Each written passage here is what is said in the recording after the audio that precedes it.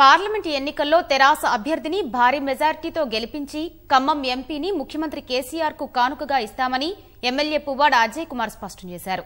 CM ఆదేశాల మేరకు parliament ఎన్నికల్లో జిల్లా నేతలంతా ఒకే తాటిపైకి వచ్చి పనిచేస్తారంటున్న ఎమ్మెల్యే పువ్వాడ అజయ్ కుమార్ తో ఈటీవీ ముఖాముఖి.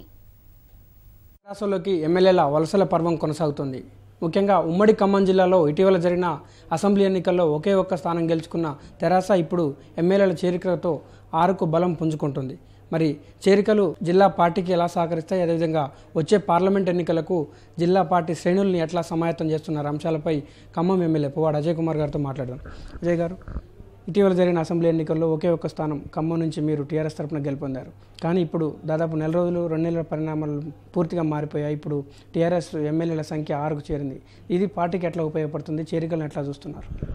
ఇప్పుడు ప్రధానంగా ఖమ్మం జిల్లాలో సాధారణ ఎన్నికలు జరిగిన చాలా తక్కువ మార్జిన్స్తోనే ఒక 5-6 నియోజకవర్గాలు టీఆర్ఎస్ ఓడిపోవడం జరిగింది. అయితే దాని తర్వాత ఇమీడియట్ జరిగిన పంచాయతీ ఎన్నికల్లో టీఆర్ఎస్ తన బలాన్ని తిరిగి నిరూపించుకుంది. 1063 గ్రామ పంచాయతీలు ఉమ్మడి ఖమ్మం జిల్లాలో ఉంటే దాదాపు 600 గ్రామ పంచాయతీలని కేవలం టీఆర్ఎస్ మద్దతుదారులు గెలిచారు. కాంగ్రెస్ కేవలం 240 పంచాయతీలు గెలవటం జరిగింది. అప్పటి నుంచే మళ్ళీ టీఆర్ఎస్ హవా మొదలైంది.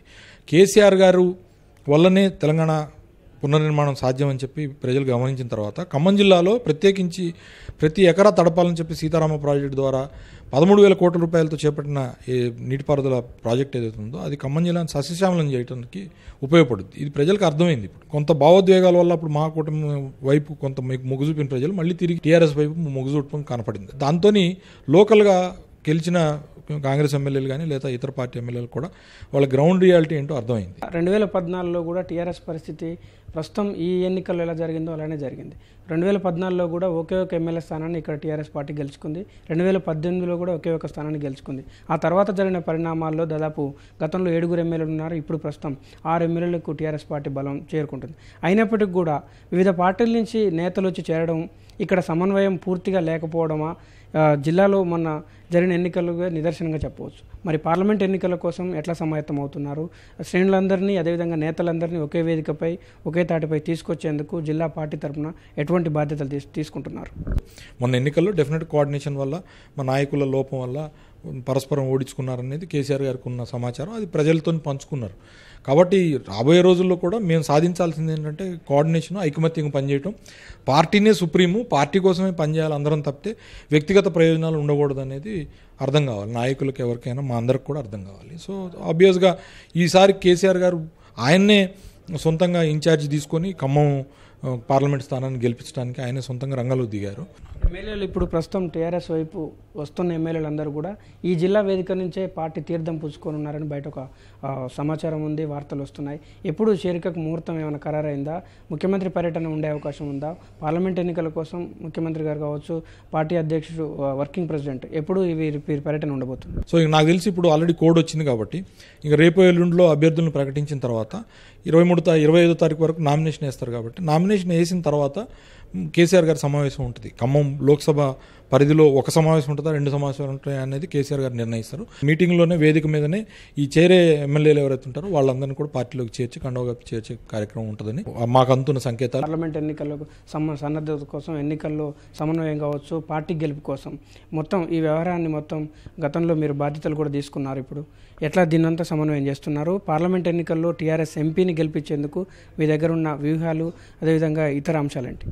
ఇప్పుడు మాకు ఆల్రెడీ మా దగ్గర పోటీ చేసి ఓడిపోయిన ఎక్స్ఎమ్మెల్యేలు ఎవరైతే ఉన్నారో వాళ్ళు నియోజకవర్గ ఇన్ఛార్జీలు ఉన్నారు. ఇప్పుడు కొత్తగా వచ్చి చేరుతున్న ఎమ్మెల్యేలు ఉంటారు. వీళ్ళకి మధ్యలో సమన్వయం సాధించాలి. సమన్వయం సాధిస్తుంది పార్టీ డెఫినెట్గా. ఇప్పుడు డెఫినెట్గా మాకు 1+1 2 అయినారు ప్రతి నియోజకవర్గంలో కూడా. సో వీళ్ళు ఇద్దరు కలిసి ఇప్పుడు పార్టీ కోసం పనిచేస్తారు. కాబట్టి మాకు బేసిక్గా లాక్యునా లేదు. నాయకత్వం, పటిష్టమైన నాయకత్వం ఉంది. ఇంకెక్కువయ్యారు, నాయకులు కూడా ఎక్కువయ్యారు. కోఆర్డినేషన్ ఉంటుంది. సాక్షాత్తు ముఖ్యమంత్రి గారే కోఆర్డినేట్ చేస్తున్నారు కాబట్టి ఆటోమేటిక్గా everybody will fall in to line. కాబట్టి ఆ కోఆర్డినేషన్ సాధించుకొని ముందుకెళ్తాం. నేను కూడా ఈసారి ఖమ్మం నియోజకవర్గంతో పాటుగా మీరు ఖమ్మం పార్లమెంటు స్థానంలో ఉన్న మిగతా నియోజకవర్గాల్లో కూడా ఒక కొత్త భూమికను పోషించాలనే ఉద్దేశంతో ఉన్నా. డెఫినెట్గా అందరూ ప్రజల్ని, ప్రత్యేకించి మా అభిమానులు ఉన్న ప్రతి దగ్గర వాళ్ళ దగ్గర కూడా వెళ్ళి పార్లమెంట్ నియోజకవర్గాన్ని గెలిపించడానికి నా వంతు ప్రయత్నం చేస్తాను. కేసీఆర్ కానుకగా ఇస్తున్నారా పార్లమెంట్? కేసీఆర్ గారికి కానుక ఇవ్వాలా. మాకు యాక్చువల్గా ఏంటంటే కేసీఆర్ గారికి ఖమ్మం జిల్లా మీద ఉన్న కొంత అసంతృప్తి ఏదైతే ఉందో అది పోగొట్టాలా, కేసీఆర్ గారి గుండె నిండుగా ఆనందంగా ఉండే విధంగా టీఆర్ఎస్ పార్టీని ఇక్కడ గెలిపించి కేసీఆర్ గారికి కానుక ఇస్తాం తప్పకుండా. ఇది ఉమ్మడి ఖమ్మం జిల్లాలో ఎమ్మెల్యేల చేరిక తెరాసకు మరింత బలం చేకూరుస్తుందని, అదేవిధంగా పార్లమెంట్ ఎన్నికల్లో ఖచ్చితంగా ఇక్కడ తెరాస ఎంపీని గెలిపించి ఎవరైతే ముఖ్యమంత్రి కేసీఆర్కు కానుకగా అందిస్తామని పువ్వాడ అజయ్ కుమార్ గారు చెప్తున్నారు. కెమెరామెన్ పూర్ణచంద్తో లింగయ్య, ఈటీవీ న్యూస్, ఖమ్మం.